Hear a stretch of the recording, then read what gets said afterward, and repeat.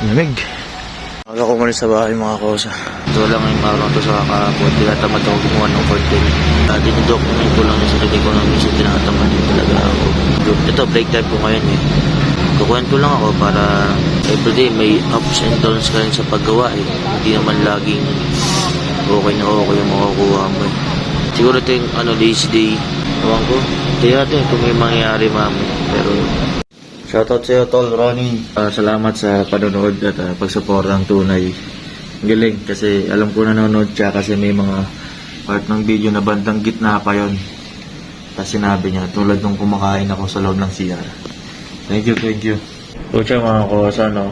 Siyempre parang sloppy soil na ugali. Yun naman na parang gayak na gayak ko sa saya dahil may naka-appreciate ng gawa natin.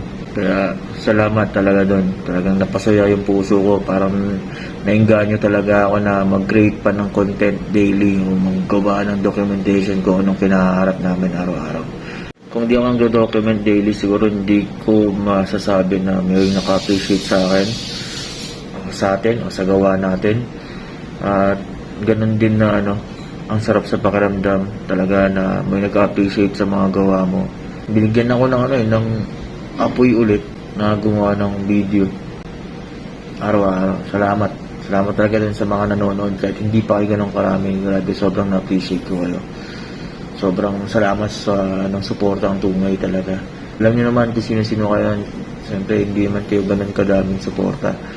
Kaya alam niyo pagka napanood niyo to, isa kayo sa mga yun. Salamat din, shoutout kay Jen Esis dahil lagi mong sinishare. Kay Giancarlo, kay Candice, kay Ate Melody, kay Miss Bell, Shaira, kay Francis Pagaura. Yung mga nagre-repost sa mga gawa natin, yung parang poster, saka yung mga video na gawa natin. Mga nanonood, nag-like, subscribe. Salamat sa inyong lahat. Kayo yung gasolina ko sa paggawa ng video araw-araw.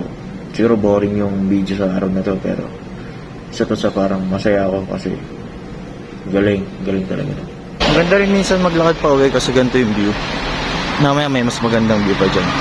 Yun, mga nagpapa-shoutout pa rin sa akin ulit. Shoutout kay Leonard ng Tipito. Nag-sponsor sa picture ng anak natin na si Gosa Ice. Shoutout kay Joshua. Kung napanood mo to, sabi mo daily ka nanonood, di ba? Kung napanood mo to, i-angry react mo ha, hindi heart.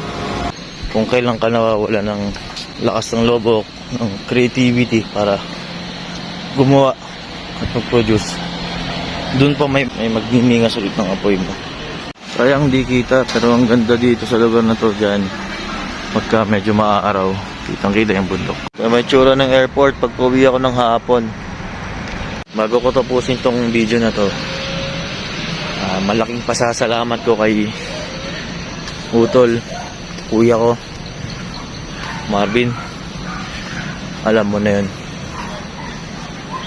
Gawa ng iba para may magbabalik.